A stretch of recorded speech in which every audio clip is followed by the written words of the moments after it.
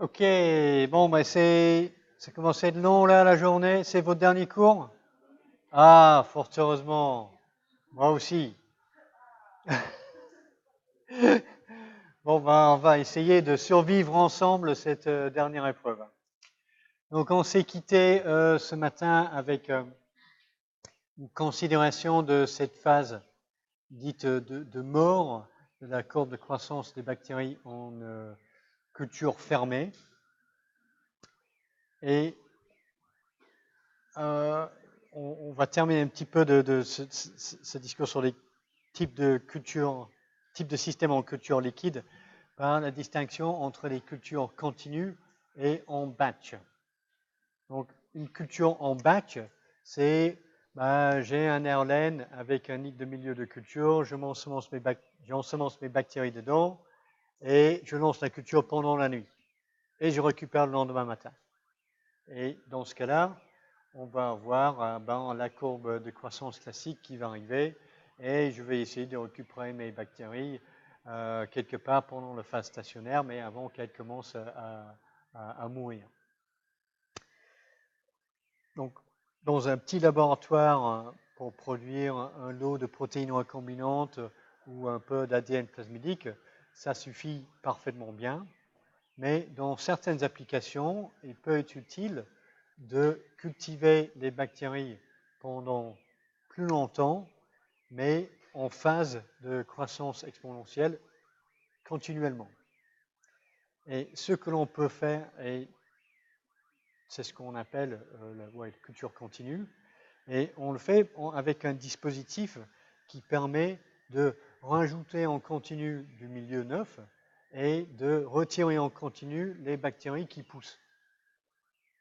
Et le dispositif qui permet de faire cela s'appelle un chymostat, parce que l'environnement chimique est constant à l'intérieur d'un chymostat. Donc à la base, un chymostat, c'est simplement notre bocal de culture où on a nos bactéries en train de pousser dans le milieu de culture avec des pales pour tourner, pour bien mélanger tout ce qu'on a dans le bocal, avec une aération pour alimenter en air, pour permettre l'oxygénation du milieu en continu. Et sur ça, on va connecter un réservoir de milieu neuf qui va alimenter notre bocal par une pompe. Et quand le niveau dans le bocal dépasse ce niveau-là, on va avoir les bactéries qui sont retirées et récupérées dans l'air laine pour récolter les bactéries, la biomasse ou éventuellement ce qui est produit par la bactérie que l'on voudrait récupérer. Et tout l'enjeu, c'est de régler le flux de milieu à travers le système pour maximiser notre croissance et production bactérienne.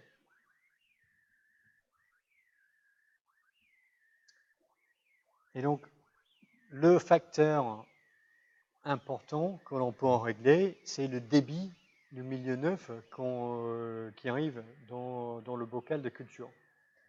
Et le débit, c'est en litres par heure. Et ce qu'on veut utiliser, c'est le taux de dilution. Donc, c'est le débit divisé par le volume de notre cuve. Donc, si j'ai une cuve de culture d'1 litre et je mets un débit de 200 ml par heure, le taux de dilution, c'est 0,2. Si j'ai une cuve d'1 litre, j'ai un débit de 1 litre par heure, mon taux de dilution, c'est 1. Et le graphique ici illustre quelle est la réponse de notre biomasse, la quantité de bactéries qui poussent dans la cuve de culture en fonction du taux de dilution et la concentration d'un nutriment essentiel dans le milieu de culture. Parce que dans n'importe quel milieu complexe, on aura un composant qui sera limitant. Okay, c'est peut-être le fer, c'est peut-être le phosphore, c'est peut-être le glucose, etc. Donc, Et c'est celui-là qui va être important pour déterminer le taux de croissance de la bactérie. Donc, il faut imaginer qu'au départ, nos bactéries sont là dans de l'eau et qu'au départ, on a 0 nutriments limitants. Donc, il faut avoir un petit débit pour apporter le nutriment essentiel. Et dans ce cas-là, notre taux de croissance des bactéries va augmenter très rapidement avec le débit. Et à partir de là, on va arriver à un équilibre où en fait, on apporte plus de milieu, donc les bactéries vont pouvoir pousser un peu plus rapidement, mais en même temps, on enlève une partie de la culture en continu, donc on enlève les bactéries au fur et à mesure qu'elles poussent.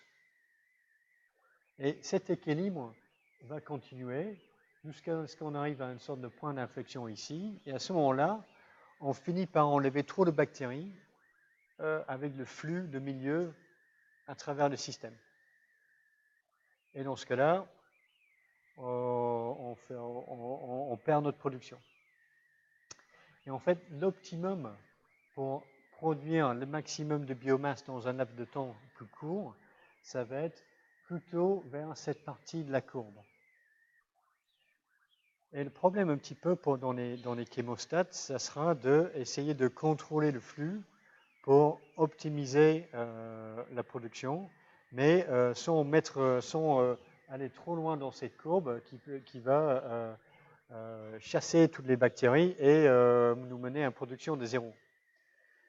Et c'est pour cette raison-là que l'on ne peut pas juste faire 1 ou 2 petits tests et ensuite laisser le robinet ouvert, revenir dans 2 ou 3 jours et voir ce qui s'est passé.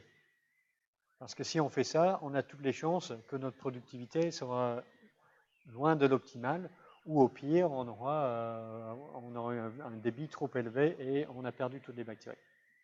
Donc, les chimiostats, les chemostats sont associés à un détecteur de la DO 600 nanomètres qui va mesurer la turbidité de nos bactéries qui sortent, donc la production de la biomasse, et en fonction de la DO, ça va contrôler le débit de milieu qui arrive. Donc initialement, on va augmenter le débit jusqu'à ce qu'on arrive au plateau ici. On va continuer à augmenter parce que c'est ça qui va nous donner la production la plus rapide de biomasse. Mais quand on commence à voir la DO600 qui diminue ici, sur cette partie-là de la courbe, on va diminuer le flux et maintenir notre productivité sur cette zone-là du chémostat. Donc, on utilise ce type de dispositif pour certaines productions industrielles. On peut les lancer et ça va durer 1 semaine, tandis qu'une production en batch, ça va être pendant 1 nuit. Donc, on va produire pendant plus longtemps et dans des conditions qui sont contrôlées. Parce que les nutriments ne sont pas épuisés dans notre cube de culture. Les produits toxiques, les produits de métabolisme toxique ne s'accumulent jamais. Donc nos bactéries restent en phase exponentielle pendant toute la période. Et pour certains produits, ça c'est très utile. En recherche, c'est quelque chose qui est aussi utilisé pour étudier l'évolution des bactéries sous différents stress, mais en conditions où la croissance est continue. Par exemple, l'évolution des populations des bactéries vis-à-vis des antibiotiques pendant que les bactéries poussent tout le temps. Donc ça, ce sont des manips qui peuvent durer 2 ou 3 semaines. Et on va prendre des échantillons à différents temps, à analyser, ok, qu'est-ce qu'on a comme gène de résistance, comment ces gènes se répandent dans la population. Et l'avantage par rapport à plusieurs cultures en batch, c'est la reproductibilité et la durée plus longue d'une expérience qui permet à la même population d'évoluer. Donc il y a une certaine utilisation de chemostats dans la microbiologie actuelle. Donc là, on termine notre considération de la croissance bactérienne en milieu liquide. Et maintenant, un petit peu, on va changer la formule. Mais c'est pas la seule situation où on trouve des bactéries. Dans un milieu de culture, les bactéries sont en suspension et ça pousse comme ça. C'est comme si toutes les bactéries dans le monde poussaient dans les fleuves et dans les océans. C'est pas vrai. Il y a énormément de bactéries qui poussent, qui vivent dans des communautés déposées sur des surfaces, qu'on appelle des biofilms. Donc, des biofilms sont des communautés de micro-organismes dans une matrice extracellulaire qui est sécrétée par les bactéries elles-mêmes. Et ces biofilms peuvent être monoespèces ou multi-espèces. Donc, j'ai essayé de trouver quelques exemples de biofilms monoespèces. Je pense que la plupart dans la nature sont réellement multi-espèces, mais certains biofilms monoespèces sont d'importance en microbiologie médicale. Donc, par exemple, Pseudomonas aeruginosa, quand les bactéries deviennent suffisamment nombreuses, elles se mettent à produire une matrice extracellulaire qui s'accumule dans le poumon de la personne infectée et le biofilm est extrêmement difficile à évacuer en toussant. Donc c'est un facteur de violence important. Pareil pour Staphylococcus aureus, elle a la capacité de coloniser des plastiques, des cathéters et des dispositifs médicaux.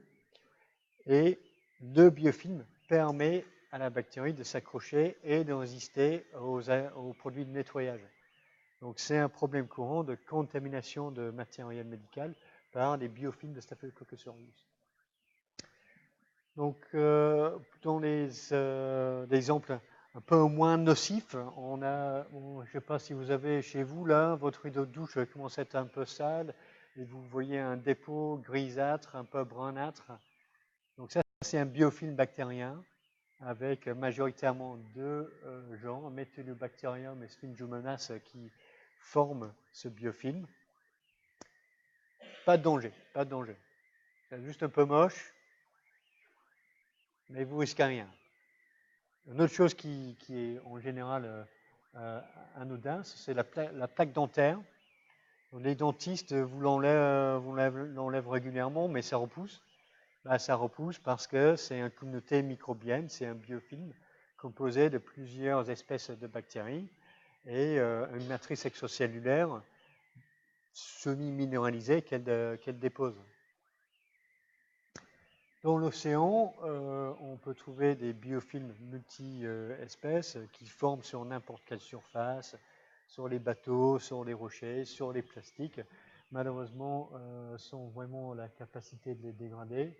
Et les stromatolites, les communautés de bactéries photosynthétiques, on a les cyanobactéries, d'autres bactéries photosynthétiques, Propylacet, donc des communautés microbiennes qui poussent ensemble. Pas en milieu liquide, mais dans un milieu semi-solide. Donc très important, très répandu dans le monde, et c'est un mode de croissance bactérienne un peu différent de ce que l'on fait habituellement dans les TP, par exemple. Donc, chaque biofilm est formé et dispersé en suivant un certain nombre d'étapes. Donc, la première étape, c'est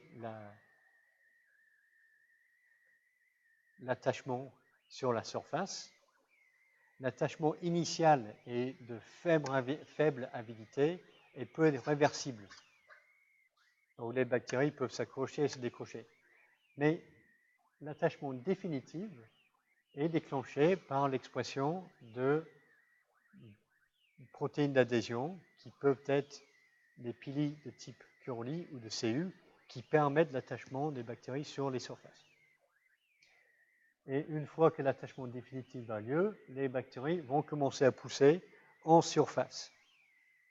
Lorsqu'elles sont suffisamment nombreuses, les bactéries vont se mettre à produire l'exopolymère dans lequel elles vont s'encastrer. Et c'est la combinaison de bactéries et exopolymères qui forment vraiment le biofilm. Ensuite, le biofilm va grandir et maturer et éventuellement différentes espèces vont se rejoindre à la première espèce colonisatrice pour former le biofilm multi-espèces. Et donc ce biofilm va croître, il va pousser, jusqu'à ce que finalement il rentre dans une phase de dispersion. Et la phase de dispersion, c'est un processus contrôlé qui est déclenché par l'expression d'enzymes qui vont dégrader la matrice extracellulaire et permettre à des bactéries de se libérer et aller coloniser d'autres sites. Donc on a une sorte de programme de différenciation assez simple pour les bactéries qui vont switcher entre une mode de vie qu'on appelle pélagique, avec des bactéries libres dans le milieu liquide, et de temps en temps, ces bactéries pélagiques qui vont coloniser des surfaces et qui vont pousser en biofilm. Une des questions, c'est comment font les bactéries pour agir ensemble avec un comportement collectif pour se mettre toutes ensemble à produire l'exopolymère qui forme le biofilm. Comment ils savent? Une bactérie, c'est juste un petit bâtonnet comme ça. Hein. Il ne faut pas aller voir les copains à côté, il ne sait pas compter. Comment la bactérie sait qu'elles sont suffisamment nombreuses pour commencer à fabriquer le biofilm? Pas évident ça. Donc ça, c'est un exemple d'un comportement collectif qui dépend de ce qu'on appelle la perception du quorum, la capacité pour les bactéries de savoir qu'elles sont nombreuses localement. Le premier exemple d'un système, de ce comportement chez les bactéries, a été identifié non pas pendant la production de biofilms, mais chez les bactéries symbiotiques, chez les poulpes, qui colonisent l'organe luminescent des poulpes. Et dans l'organe luminescent des poulpes, ces bactéries qui s'appellent le Vibrio fischeri, donc c'est un petit bacille grand moins, donc elles sont en concentration très très dense dans l'organe luminescent de la poulpe. À ce moment-là, elles produisent une luciférase qui génère de la lumière. Quand on extrait ces vibrio de la poulpe, on se met à les cultiver.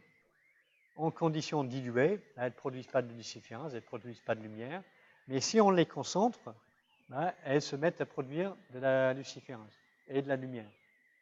Donc, c'était le premier exemple d'une perception de quorum parce que les bactéries avaient la capacité de savoir qu'elles étaient nombreuses localement et d'exprimer certains gènes en conséquence du nombre de bactéries qu'il y avait à proximité. Donc ça, c'était observé en 1979, et dans les décennies qui ont suivi, on a décortiqué le mécanisme moléculaire derrière ce comportement. Et donc, la luciférase est exprimée à partir d'un nucléus unique qui s'appelle LUX I ABCDE. Et les protéines ABCDE, c'est ça qui produit la luciférase, qui produit la lumière. La LUX I, c'est pour inducteur. Et sans rien, il y a un niveau basal d'expression de la LUX I. Okay, donc la LUX I, sa fonction, c'est de produire une petite molécule soluble qui quitte la bactérie et qui est exportée dans le milieu extérieur. Et c'est ce qu'on appelle la molécule auto-inductrice, parce que lorsque les bactéries sont diluées, la concentration extracellulaire de la molécule auto-inductrice est zéro, il s'en va, quoi. Il diffuse, il part. Donc, notre locus LUX n'est pas activé. Mais lorsque les bactéries sont nombreuses, la molécule auto-inductrice commence à s'accumuler à l'extérieur des bactéries. Et quand on arrive à 1 à 10 microgrammes par ml, elle commence à rediffuser à l'intérieur de la bactérie. À ce moment-là, elle va se complexer à une autre protéine qui s'appelle LuxR, pour régulateur. Et le complexe de l'auto-inductrice avec LuxR va augmenter l'expression des composants de la luciférase et également de l'UXI. Donc on a encore plus de l'UXI qui est présente, donc qui va produire encore plus de l'auto-inducteur. Et donc ça va nous donner un boucle régulateur positif. Donc dès qu'on commence à avoir assez de l'auto-inducteur, ça va produire encore plus, qui va encore activer sa production.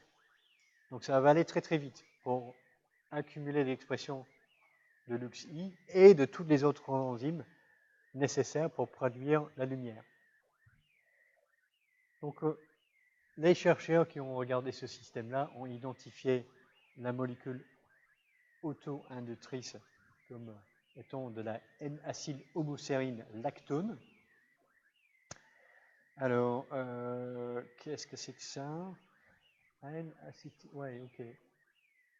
Donc ça, c'est l'homocérine lactone. Cette partie-là, c'est le lactone. Et R, c'est un composé qui va être différent selon l'espèce de bactérie.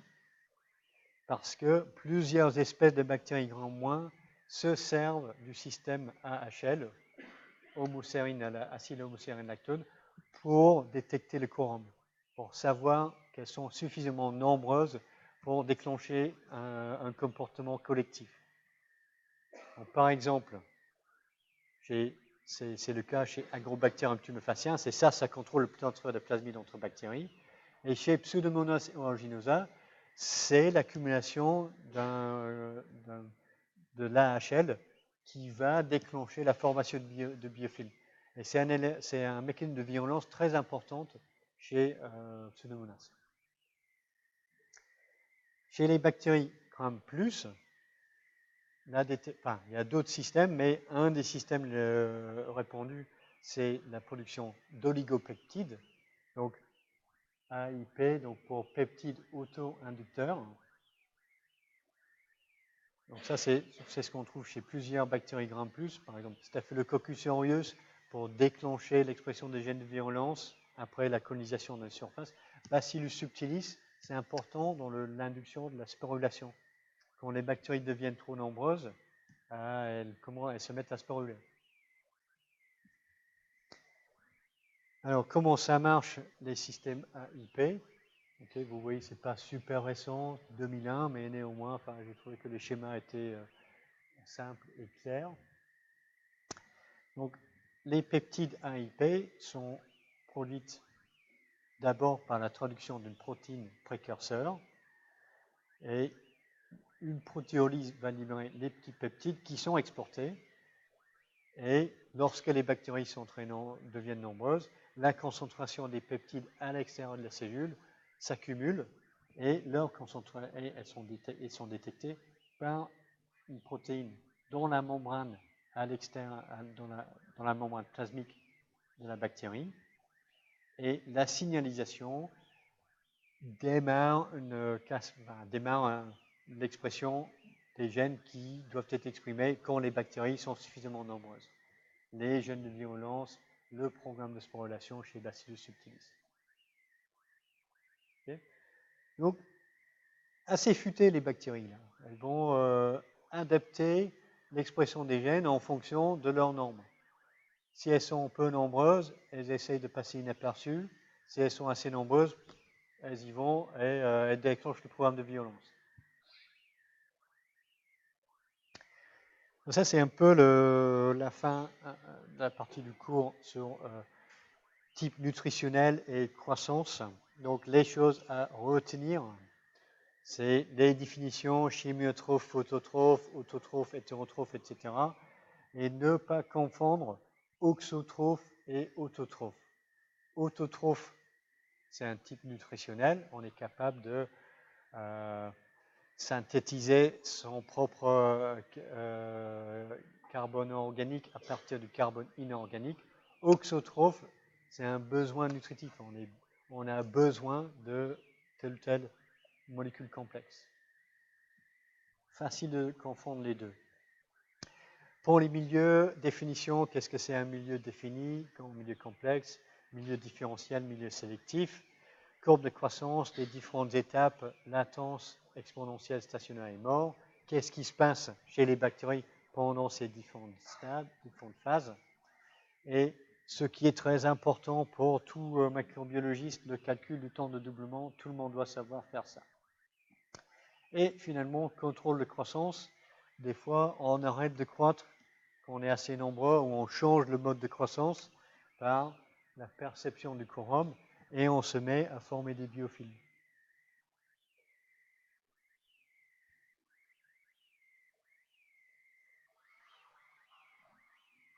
Et donc, on va essayer de passer peut-être 3/4 d'heure sur les différents facteurs de l'environnement qui peuvent impacter la croissance des bactéries. Et je vais les faire comme ceci: température, oxygène, sel, disponibilité de l'eau, pH et radiation.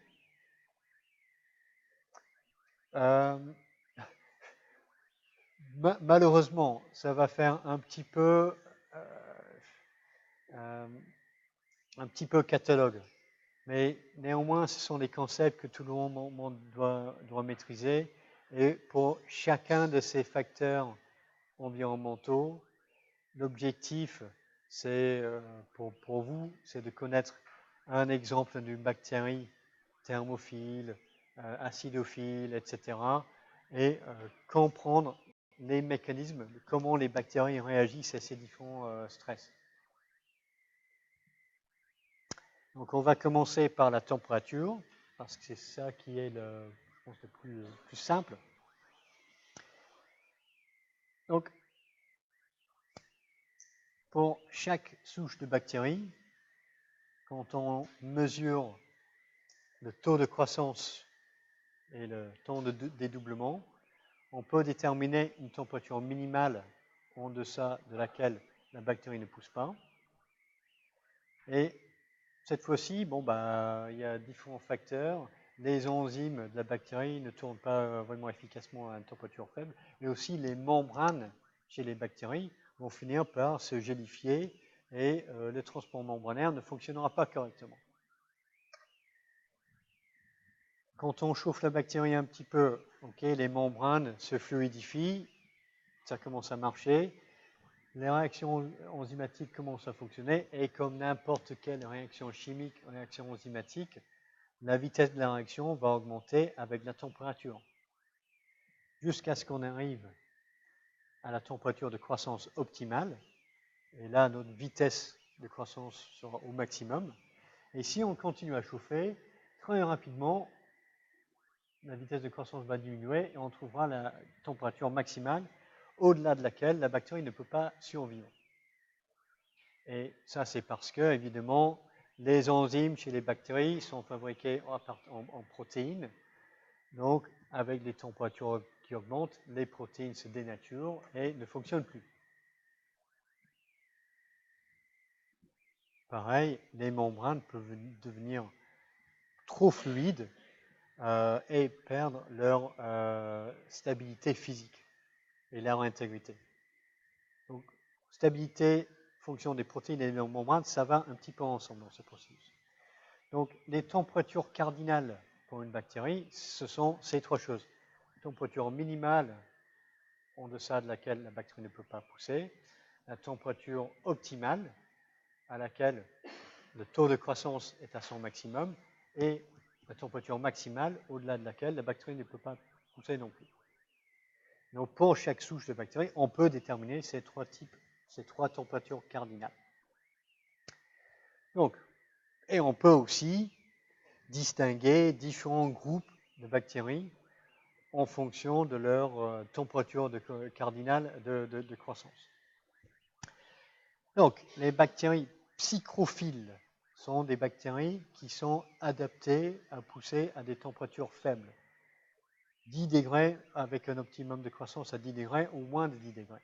Donc on peut les trouver dans les eaux arctiques, dans les eaux côtières, au large de l'Antarctique, des choses comme ça. Donc certaines de ces bactéries peuvent pousser à des températures inférieures à 0 parce que la présence de sel dans l'eau empêche la formation de glace. Et quand on les cultive à des températures 20 degrés, 25, etc., elles meurent. Ça, c'est principalement parce que leurs membranes deviennent trop fluides à ces températures-là. Les protéines ne sont pas dénaturées à 25 degrés, mais les membranes qui sont adaptées à des températures faibles sont trop fluides à des températures 25-30 degrés. Donc, Micrococcus cryophilus, c'est un exemple. Donc, à côté de ça, on a des bactéries qui sont psychotrophes. Donc, ces bactéries préfèrent pousser à des températures un peu plus élevées, température ambiante jusqu'à 30 degrés, peuvent pousser même jusqu'à 35 ou 37, mais elles peuvent aussi pousser efficacement à des températures jusqu'à 0 degré. Donc, le grand exemple de ça, c'est l'Listeria monocytogène, qui est un contaminant que l'on peut trouver dans les rillettes, le pâté, le produit de viande. Si on met dans le frigo notre pot de rillettes de canard contaminée par les listeria, on vient la manger 3 semaines plus tard, on peut être très malade parce que pendant ces 3 semaines-là, notre listeria a super bien poussé à 4 degrés. Ça marche très très bien pour le listeria. Tandis que, bon, les staphylocoques, ça poussera beaucoup moins bien à 4 degrés. Donc, la plupart des pathogènes humains, par contre, sont les bactéries mésophiles. Donc, leur température maximale de croissance est entre 20 et 40 degrés. Elles poussent très mal en dessous de 15 degrés et elles ne poussent pas au-dessus de 50 en général. Les bactéries qui peuvent pousser au-dessus de 50 degrés, on a des thermophiles qui peuvent pousser jusqu'à 80 degrés et elles préfèrent les températures à 55-60. Donc, Bacillus stearothermophilus, c'est un exemple. Et on a encore des bactéries qui sont hyperthermophiles, qui ont un maximum de croissance au-delà des 80 degrés. Et ces bactéries peuvent même pousser à des températures au-dessus de 100 degrés. Donc on peut se demander, mais comment c'est possible 100 degrés? C'est la température d'ébullition de l'eau. Mais Pyrolobus flumarii pousse au fond de l'océan à proximité d'une source hydrothermale. Donc la température de l'eau est supérieure à 100 degrés à cause de la pression. Donc, en bleu, j'ai noté Pyrolobus parce qu'il s'agit d'une archébactérie. Et donc là, les hyperthermophiles sont souvent des archées. Alors, pour les bactéries psychrophiles, leurs membranes sont adaptées aux basses températures, donc les membranes restent fluides à faible température. Pour les thermophiles et les hyperthermophiles, c'est l'inverse. Les membranes sont composées de bicouches lipidiques avec des brins d'acides gras qui sont saturés et ramifiés. Donc leur température de fusion est plus élevée. Okay, tandis qu'ici, là, on va avoir des acides gras insaturés. Donc avec une consistance plus liquide. Une autre chose chez les archébactéries, c'est que elles ont la capacité de former des bicouches, enfin de leurs membranes lipidiques, par des membranes avec une structure totalement différente par rapport aux eubactéries. Donc chez nous et chez les eubactéries, notre bicouche lipidique, elle est faite un petit peu comme ça. Tête hydrophile et une queue hydrophobe. Et on a deux couches là qui peuvent se séparer. Chez les archébactéries, on a ça, mais on a aussi des lipides qui peuvent traverser totalement la bicouche lipidique. Okay, donc on a deux têtes hydrophiles et une partie hydrophobe au milieu. Et leur membrane, c'est un mélange un petit peu de ça. Donc ça aussi, ça rend la membrane extrêmement stable chez les archébactéries.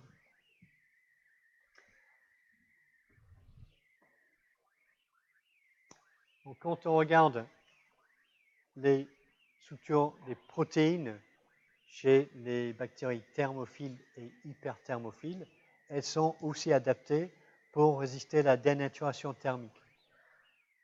Il y a beaucoup de liaisons hydrophobes à l'intérieur des protéines, et pas beaucoup de liaisons ioniques. Ça, c'est important parce que les liaisons hydrophobes deviennent plus fortes avec la température. Les protéines sont souvent riches en proline. Donc, proline, c'est le seul acide aminé circulaire. Ce qui fait que les régions de protéines riches en proline sont beaucoup moins flexibles que les régions composées d'autres acides aminés normaux, disons.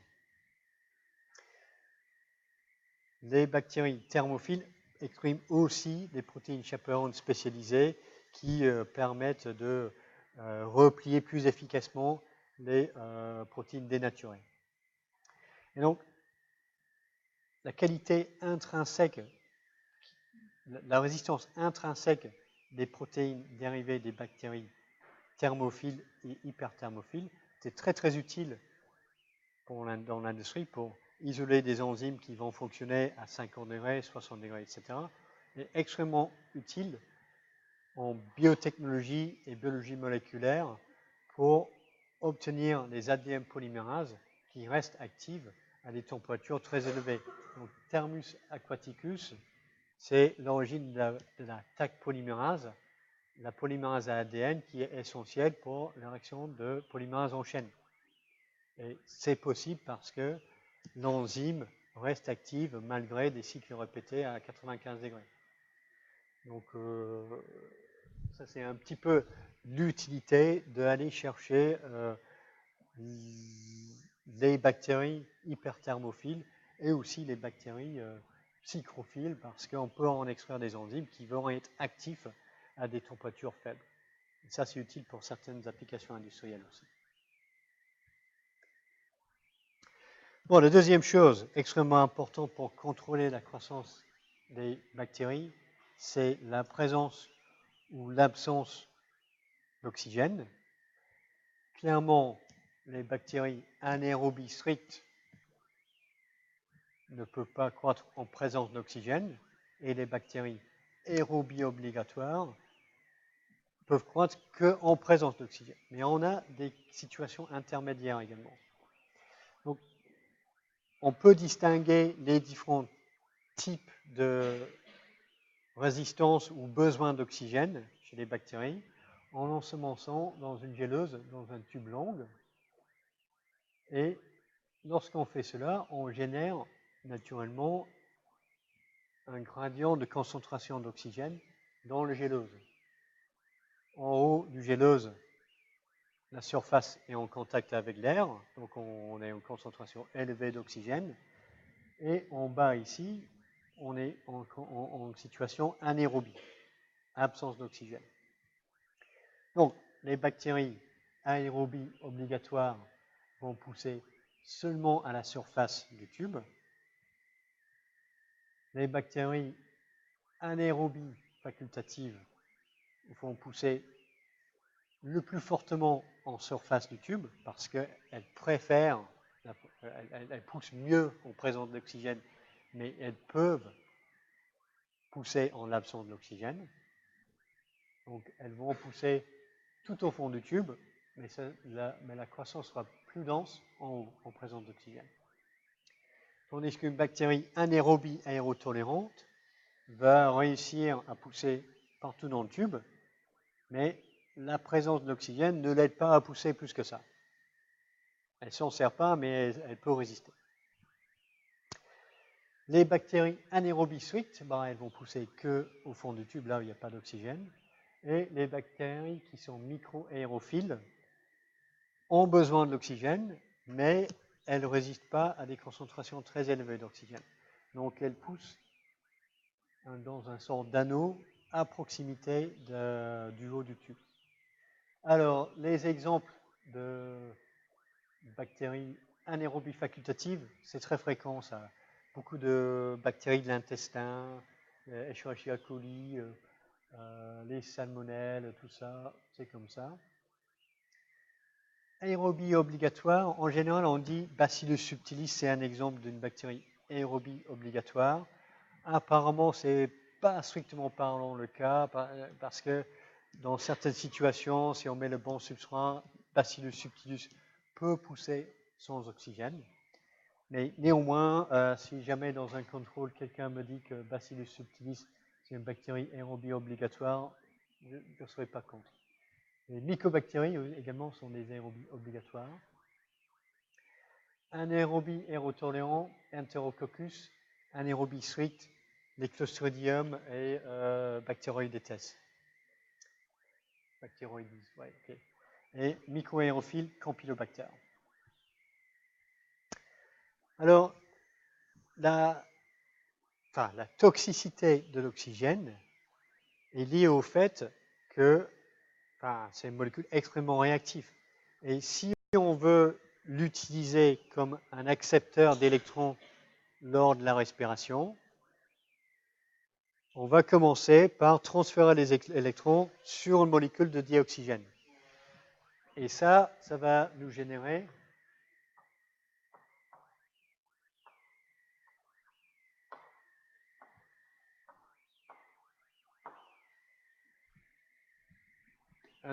un radical d'oxygène. Extrêmement réactif, il peut réagir avec des lipides, les acides nucléiques, des protéines, et mettre la pagaille dans tout ce qu'elle touche, cette molécule-là. Donc, on a besoin de décontaminer le radical de superoxyde. Et c'est le rôle essentiel de l'enzyme, la superoxyde dismutase, la SOD. Donc, toutes les bactéries qui peuvent supporter la présence d'une faible concentration d'oxygène vont exprimer obligatoirement une superoxyde dismutase.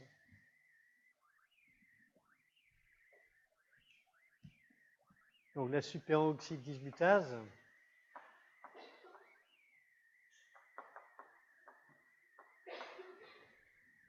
va combiner notre radical superoxyde avec de l'eau pour nous former de l'eau oxygénée.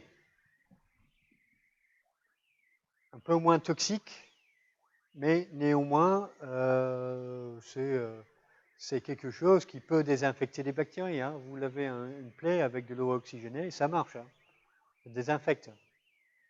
Donc ça aussi, si on veut survivre, donc les bactéries peuvent survivre à de faibles concentrations d'eau oxygénée, mais pas à des concentrations faibles, même faibles, de radical superoxyde. Mais à des fortes concentrations, il faut aussi décontaminer cette molécule-là.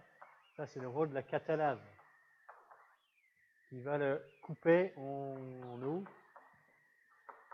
et de dioxygène.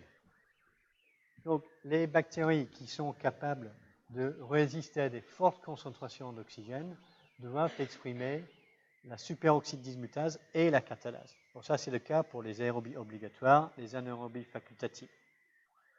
Éventuellement, les bactéries microaérophiles.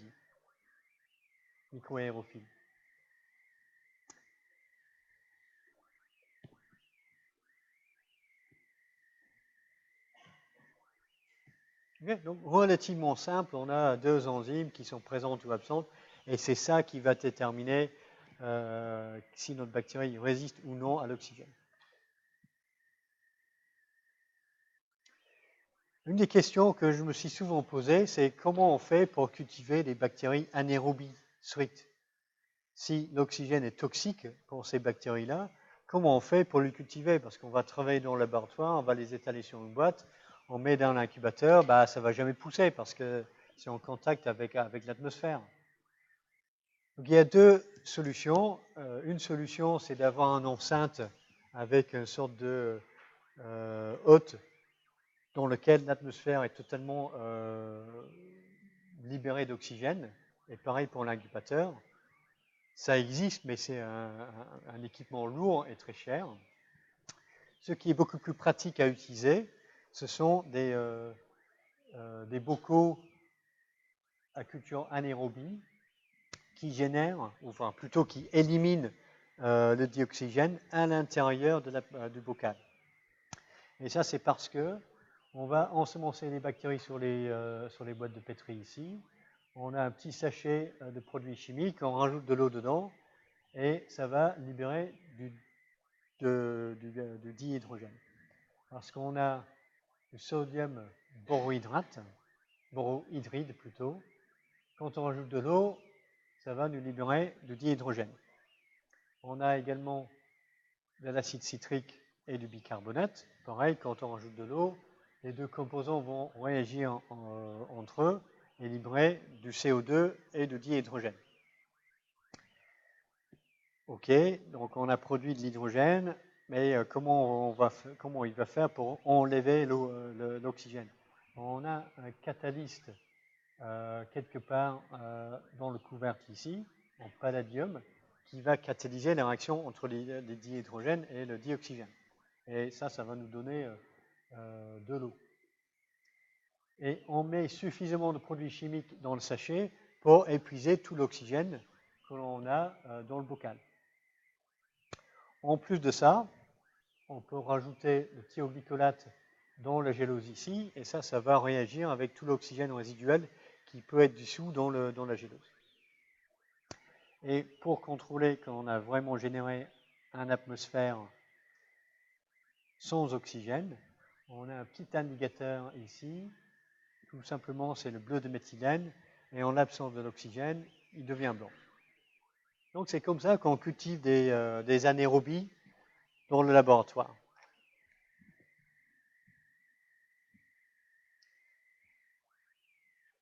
Ok.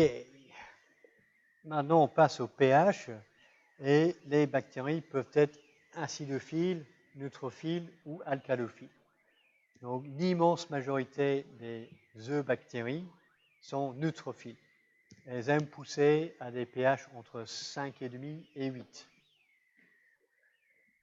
Aux extrêmes, on a des bactéries acidophiles qui préfèrent des conditions acides, n'est-ce pas, et des alcalophiles qui préfèrent des conditions basiques.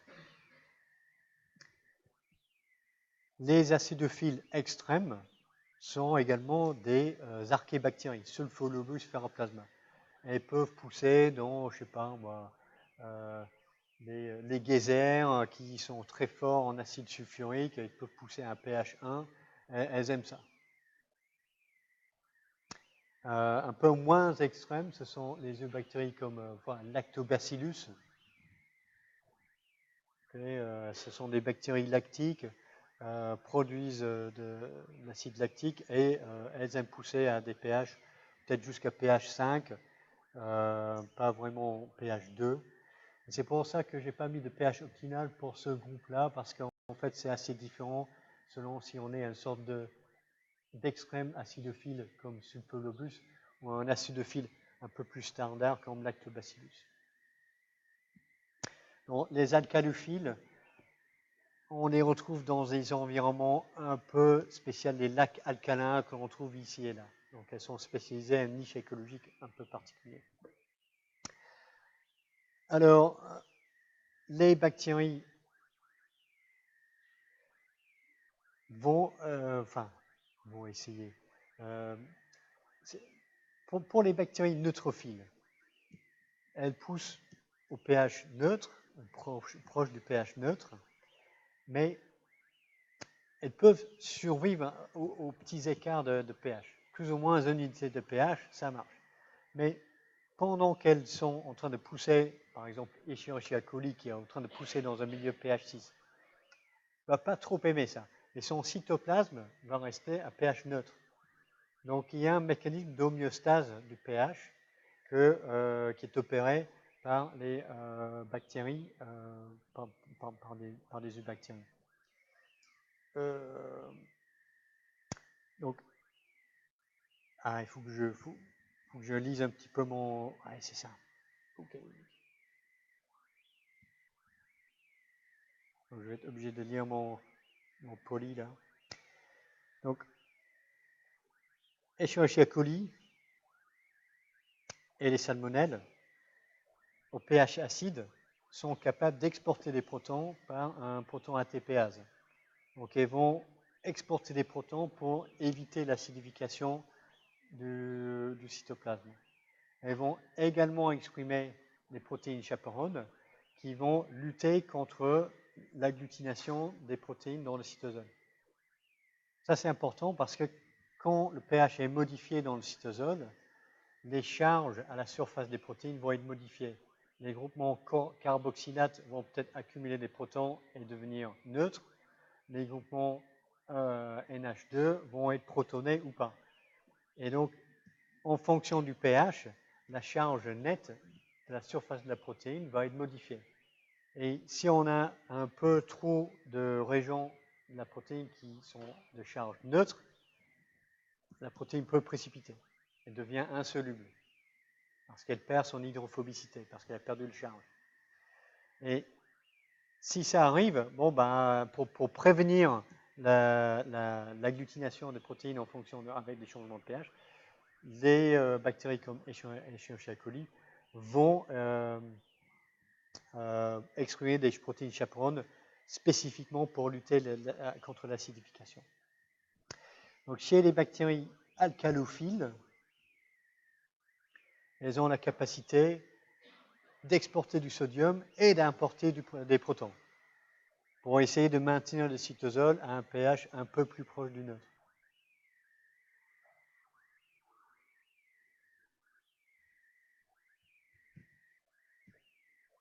Donc on a une homéostasie pour essayer de maintenir le pH du cytosol proche d'un pH neutre chez les bactéries. Chez les hyperacidophiles, je ne pourrais pas vous dire quel est le pH du cytoplasme de ces bactéries. Mais à mon avis, ça va être relativement acide, beaucoup plus que ce que l'on trouve chez les bactéries neutrophiles. Oui.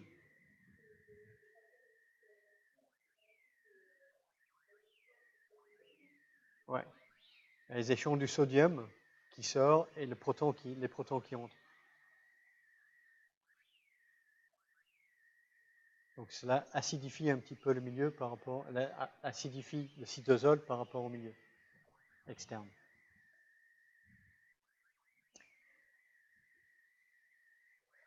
Ok, donc en parlant de sodium, l'excès de sodium est un problème pour beaucoup de bactéries. Donc la plupart des bactéries préfèrent pousser avec 0,2 molaire de sodium, de chlorure de sodium, et elles ne vont pas pousser au-delà d'une concentration qui sont plus fortes de 1 molaire. Les bactéries halotolérantes préfèrent une concentration en sodium un peu standard, mais elles peuvent résister à des concentrations jusqu'à 3 molaires. Les bactéries halophiles poussent mieux en sodium supérieur, en concentration en NaCl supérieure à 1 molaire. Et les hyperhalophiles, ou les halophiles extrêmes, préfèrent des concentrations en NaCl 4 molaires, quelque chose comme ça, et elles peuvent continuer à pousser en présence de NaCl en concentration saturante. Parce qu'au-delà de 6 molaires, le sel commence à cristalliser. Donc, les extrémistes un petit peu sont Halobacterium, encore une archébactérie. On peut trouver, par exemple, dans des environnements très salins comme la mer morte. Les ectothiorrhodospira sont des bactéries pourpres sulfureuses, bactéries photosynthétiques autolithotrophes. Et on peut les retrouver dans des environnements hyper salés comme les marais salants. Donc lorsque l'eau de mer commence à évaporer, on génère un environnement marin qui est hyper salin et on a très peu d'espèces de bactéries qui persistent, mais dans celle-ci.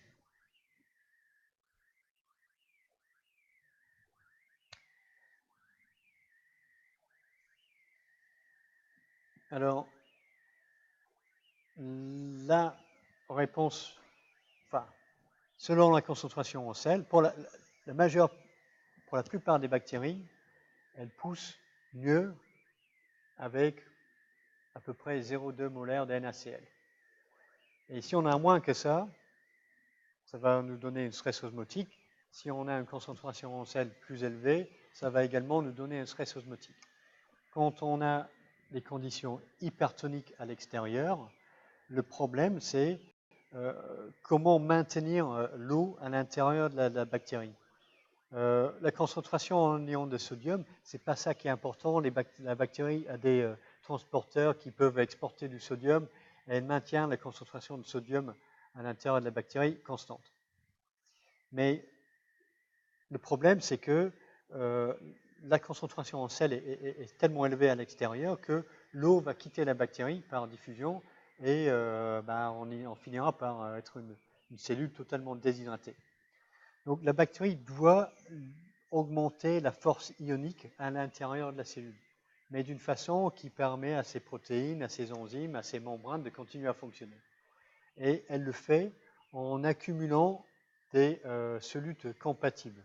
Donc désolé pour le poly ici, il y a une erreur, je crois que j'avais mis libération, je pense que c'était un mauvais choix de mots, mais c'est plutôt l'accumulation à l'intérieur de la bactérie de solutes compatibles. Les solutes compatibles sont des petites molécules organiques qui portent une charge. Okay, glutamate, des acides aminés, ou souvent les bétaïnes. Donc les bétaïnes sont par exemple le glycine bétaïne. Donc si on enlève ces groupements méthyl, ça c'est la glycine. La glycine bétaïne, on a 3 groupements méthyl autour de l'azote ici. Donc on a une petite molécule chargée, mais qui ne va pas trop modifier le pH si elle s'accumule, cette molécule-là. Donc on augmente la concentration de solutes compatibles à l'intérieur de la cellule, et ça permet de retenir le l'eau. Chez les hyperhalophiles, ou les halophiles extrêmes, on peut compenser une forte concentration de sodium à l'extérieur de la bactérie par une accumulation de potassium. Mais ça, c'est vraiment une affaire de spécialiste. Pour les bactéries qui sont non halophiles, non halotolérantes, c'est plutôt l'accumulation de solutes compatibles. Dans le cas inverse, si on met les bactéries dans un milieu qui est hypotonique, la réponse, c'est de réduire la force osmotique à l'intérieur du cytosol de la bactérie. Donc, elle peut le faire en partie par polymérisant les mêmes solutes compatibles. Si on les polymérise, on les met dans une corps d'inclusion, cela ne modifie pas, elles ne sont pas dispersées dans le cytosol, donc la force ionique du cytosol, la force osmotique diminue. Si ça ne marche pas, on peut aussi les libérer dans l'extérieur de la bactérie. Et il y a des pores dans la membrane plasmique de certaines bactéries qui permettent de libérer les solutes compatibles dans le milieu extérieur. Et ces pores sont mécanosensibles. Donc quand il y a un stress osmotique, il y a trop d'eau qui rentre dans la bactérie, ces pores se mettent s'ouvrent et permettent la sortie des solutes compatibles. Donc ça, c'est un peu le contrôle physiologique de la force osmotique à l'intérieur de la bactérie. Donc on a 20 minutes, mais ça ne va pas être si long que ça. Donc les seules choses donc la présence de sel, forte concentration de sel à l'extérieur de la bactérie, c'est un problème de disponibilité d'eau pour les bactéries. Mais ce n'est pas le seul cas où cette disponibilité peut être un problème, parce que si les bactéries vont pousser dans un milieu un peu solide, comme un morceau de viande, semi-solide, comme un pot de rillettes ou un yaourt ou quelque chose comme ça, l'eau qui est présente dans le substrat ne sera pas forcément disponible à 100% pour la croissance bactérienne. Parce qu'une partie des molécules de l'eau qui est dans notre aliment, par exemple, sera complexée avec les macromolécules qui forment l'aliment. Et donc, ces molécules d'eau qui sont fortement associées aux macromolécules de l'aliment ne pourront pas interagir avec les enzymes de la bactérie qui sont sécrétées pour détruire l'aliment, par exemple. Donc, la façon de quantifier ça, la disponibilité de l'eau dans un substrat quelconque, c'est ce qu'on appelle l'activité de l'eau dans ce substrat, le AW, Activity of Water. Dans l'activité de l'eau, ce n'est pas si facile que ça d'expliquer pourquoi c'est comme ça, mais je vais quand même le tenter. Mais il faut revenir à la chimie physique. Et on commence avec le concept du potentiel chimique d'un réactif quelconque. Pour nous, c'est le potentiel chimique de l'eau, présent dans une solution mixte. Donc, le potentiel chimique de l'eau dans un mélange complexe est égal à son potentiel à l'état pur, plus RT multiplié par le log de l'activité de l'eau. Donc R, c'est le constant des gaz, T, c'est la température au Kelvin, et l'activité de l'eau, ça va être un chiffre entre 1 et 0. Donc, si on a une activité de l'eau de 1, le log de 1 est 0, donc tout ça, c'est 0. Notre potentiel chimique de l'eau, c'est la même chose que de l'eau pure. Donc, activité de l'eau égale 1. Toute l'eau est disponible pour faire partie participer à des réactions chimiques. Alors, si notre activité de l'eau est inférieure à 1, cette valeur-là, le log de l'activité de l'eau, sera négatif. Donc, en fait, RT log activité de l'eau va diminuer quelque chose ici. Okay, donc, on aura un potentiel chimique qui est plus faible. Jusque-là, tout va bien. Donc, connaissant cela, on peut maintenant considérer une solution idéale. Et dans une solution idéale, l'activité de l'eau représente la fraction molaire de l'eau dans la solution. Donc ici, j'ai compté le nombre de d'ions sodiques et de d'ions de chlore que j'ai. Et j'ai 20 composantes ici, les ions plus les molécules d'eau. Donc, la fraction molaire de l'eau dans cette solution-là est 16 sur 20, 0,8. C'est l'activité de l'eau dans cette solution. Si je rajoute du sel, bon, la fraction molaire de l'eau va diminuer, donc l'activité de l'eau va diminuer.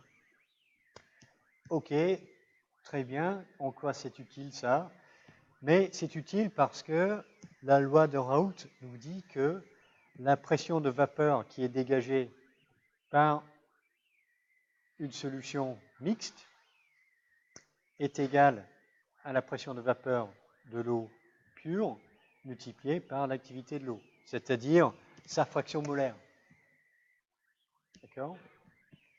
Et c'est ça qui nous donne une façon de mesurer la valeur de l'activité de l'eau dans n'importe quel substrat. Une solution, un morceau de gâteau, un bout de fromage, un morceau de viande avant de la cuisiner, des choses comme ça.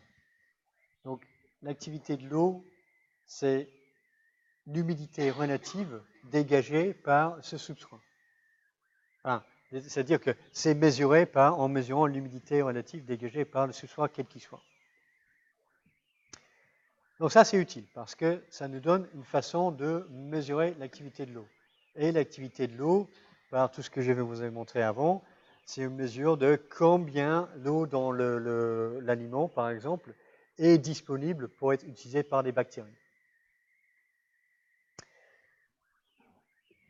Donc, super important tout ça pour la microbiologie alimentaire.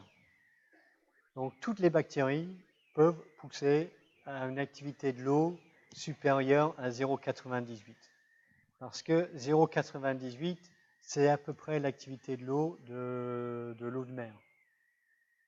Voilà, parce que, bon, enfin, je ne sais pas si c'est parce que ça, mais en tout cas, ça donne une sorte de valeur. Okay? Donc, en termes de concentration saline, c'est à peu près 0,2 molaire de sel.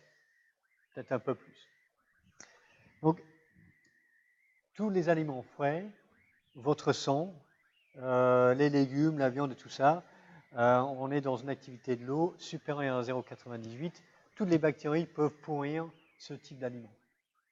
Si on veut les conserver et les protéger d'une dégradation par une croissance bactérienne, un des méthode de conservation des aliments très très ancienne, c'est la conservation par le dessèchement. Donc, on peut aller jusqu'aux aliments déshydratés, ben, rien ne peut pousser dessus. Des pâtes, par exemple, des spaghettis, des lasagnes, sont des aliments avec une activité de l'eau à 0,6 ou inférieure. Donc, rien ne pousse sur ça. Le chocolat aussi, ça se conserve super bien. Et on a tout un tas de trucs qui sont plus ou moins déshydratés ou avec une activité de l'eau plus faible. Et c'est ce qui va limiter la croissance des bactéries. Donc on va avoir que les staphylocoques qui peuvent contaminer le salami, par exemple, et pas tellement les listeria parce que l'activité de l'eau est trop faible. Quand on arrive aux céréales, par exemple, qui sont stockées, on n'a pas de problème par les contaminations bactériennes, mais c'est plutôt les moisissures qui peuvent dégrader des céréales qui sont stockées dans des silos à grains. Donc, très important pour la conservation de nourriture. Donc, pour les bactéries, vraiment le champion, c'est l'Halobacterium, l'extrémiste ici, l'extrême halophile, qui peut pousser dans des concentrations de sel extrêmement élevées, correspondant à une activité de l'eau de 0,75. Pour les moisissures microscopiques ou les levures, Saccharomyces rouxi, c'est un spécialiste pour la dégradation des produits sucrés. Ok, donc ça c'est un peu l'application de cette limitation de disponibilité d'eau pour limiter la croissance des bactéries. Et quand on a les produits alimentaires que l'on peut stocker d'une façon ou d'une autre, souvent ce qui empêche les bactéries de pousser, c'est une combinaison de ces différents facteurs. pH, disponibilité d'oxygène, activité de l'eau, température.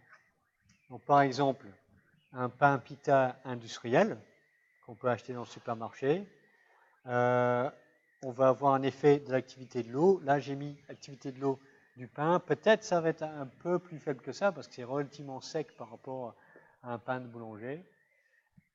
Et surtout, ce que l'on va avoir, c'est une atmosphère à l'intérieur de l'emballage qui est sans oxygène parce qu'on remplit avec un mélange de dinitrogène et de CO2.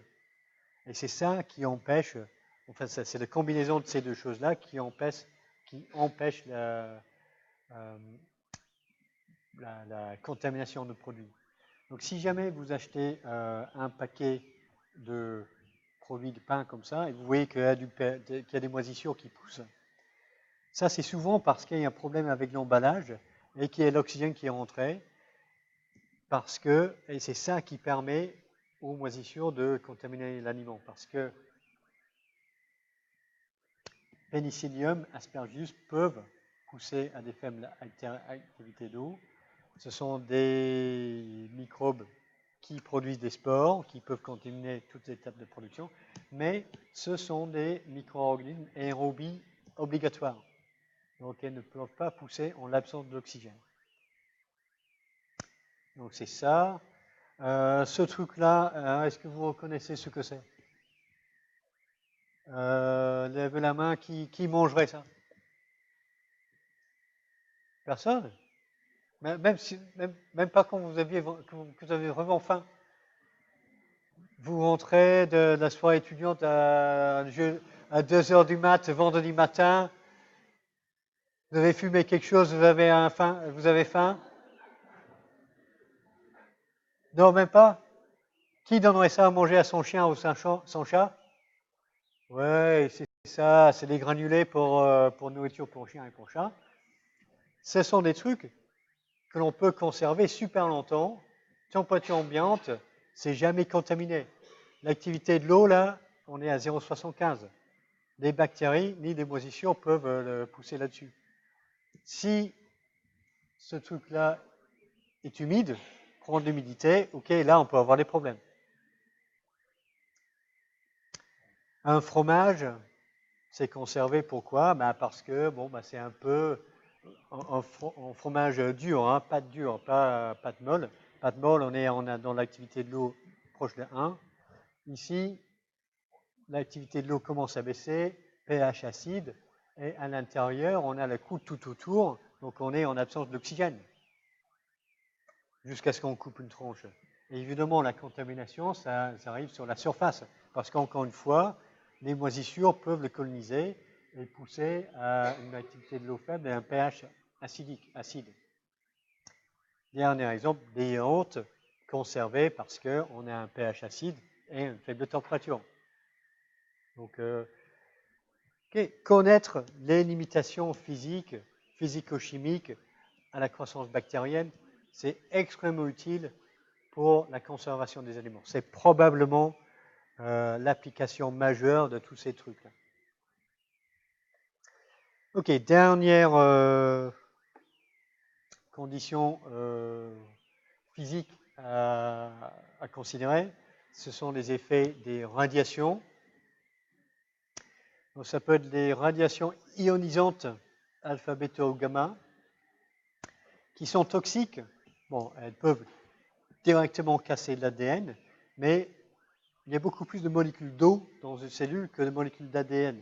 Donc, quand une particule bêta, par exemple, traverse une cellule, elle risque d'ioniser de l'eau principalement. Et ça va former des espèces activées d'oxygène qui sont toxiques pour l'ADN. Donc il n'y a pas énormément de bactéries qui sont résistantes à la radiation ionisante, mais il y en a quand même. Donc le Thermus radiodurans, non, allez, alors il faut que je regarde. C'est pas Thermus, c'est autre chose. Je crois que c'est Deinococcus radiodurans. Non, Thermus radiodurans, ok. Ah, je suis pas sûr que c'est ça. Je crois que c'est un Deinococcus. C'est à vérifier ça. Quelqu'un peut regarder ça vite fait? Je crois que c'est Deinococcus radiodurans. Qu'on peut trouver dans les eaux de refroidissement des centrales nucléaires. Elle peut pousser là parce qu'elle est capable de résister aux radiations ionisantes. Elle exprime beaucoup d'enzymes pour réparer l'ADN et elle peut vivre très bien dans des doses de radiation qui sont toxiques et mortelles pour nous. Donc les autres types de radiations qui vont être dangereuses pour toute organisme vivante sont les rayonnements ultraviolets, les A, B et C, donc on s'éloigne du visible. Donc les A sont des longueurs d'onde les plus longues, les C des longueurs d'onde plus courtes. Fort heureusement pour nous, les UVC sont absorbés par la couche d'ozone, parce que sinon on ne pourrait pas vivre à la surface de la Terre. Donc il n'y a pas vraiment de bactéries qui ont des capacités de survivre à l'irradiation en UVC. Et ça, c'est utile parce qu'on peut stériliser de l'eau avec un rayonnement en UVC. Donc c'est utilisé dans certaines applications. Et pareil, pour la radiation ionisante, il y a une application industrielle importante, c'est la stérilisation des plastiques pour une utilisation médicale ou dans les laboratoires, les plastiques de culture sont stérilisés par irradiation gamma. Alors, les UVA, bon, on est tous un petit peu susceptibles aux UVA, nous et les bactéries. Elles sont nocives parce qu'elles sont absorbées par le tryptophane et ça peut modifier la fonction et la structure de tout un tas de protéines. Les UVB sont d'une longueur d'onde un peu plus courte. Elles peuvent avoir un effet direct sur l'ADN en formant les dimères de thymidine, mais ils ont aussi un effet indirect parce que comme la radiation ionisante, elle peut former, les radiations UVB peuvent former des espèces actives d'oxygène et ça, c'est une action toxique. Alors, les bactéries résistantes aux UVB sont les bactéries qui poussent dans les lacs hauts en altitude. Dans les lacs à 2000 mètres, 3000 mètres, c'est là où on a plus d'UVB. Si vous faites de la montagne, il faut mettre de la crème solaire pour bloquer, c'est très important.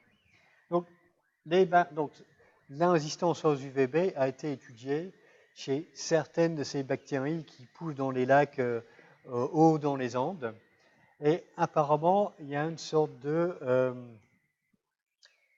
chevauchement entre le mécanisme de résistance aux conditions hypersalines du lac et la résistance aux UVB. Parce que les solutes compatibles que la bactérie exprime pour résister aux conditions hypersalines fonctionnent également comme tampons pour absorber les espèces activées d'oxygène qui sont libérées qui sont formées par les UVB. Ok, donc on arrive à la fin.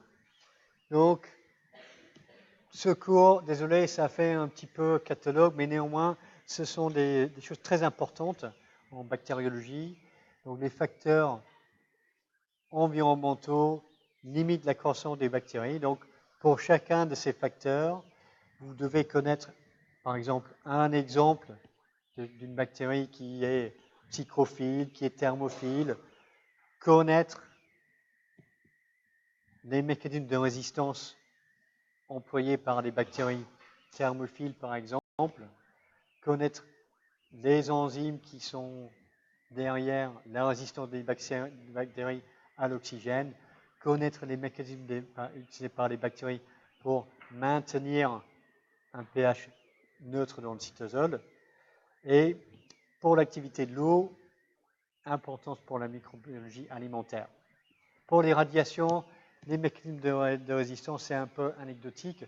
Je pense que le truc le plus important, c'est l'importance et l'utilisation de rayonnements ionisants pour stériliser différents types de matériel.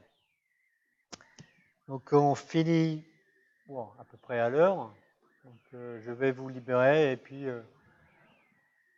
bonne soirée.